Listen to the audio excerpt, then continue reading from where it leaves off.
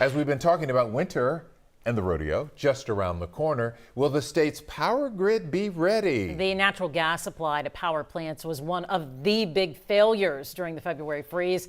And today, state regulators approved new rules to help keep the gas flowing and keep your lights on. Investigative reporter Jeremy Rogowski is here now in the studio with details. Well, Mia, those new rules did not come without controversy. Some lawmakers had previously complained of a loophole, they say, that would have allowed natural gas companies to essentially opt out of winterizing their equipment. But after that backlash, regulators today approved changes to close that loophole.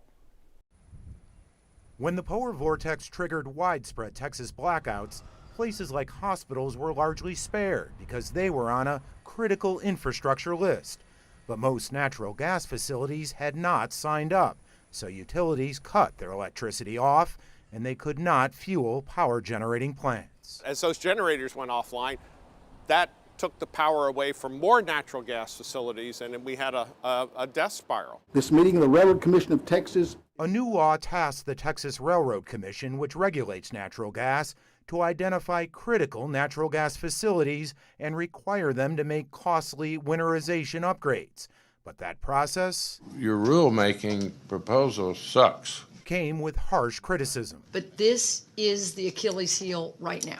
In September, state senators complained a draft version of the new rules would have allowed natural gas facilities to opt out of the critical list by simply paying a one-time $150 fee and filling out a one-page report, claiming they're not prepared to operate during a weather emergency. For $150, these facilities can take themselves out of the weatherization requirements. It's an easy out. After a lot of analysis. After the backlash, railroad commissioners revised their proposed rules, identifying so-called supercritical natural gas facilities.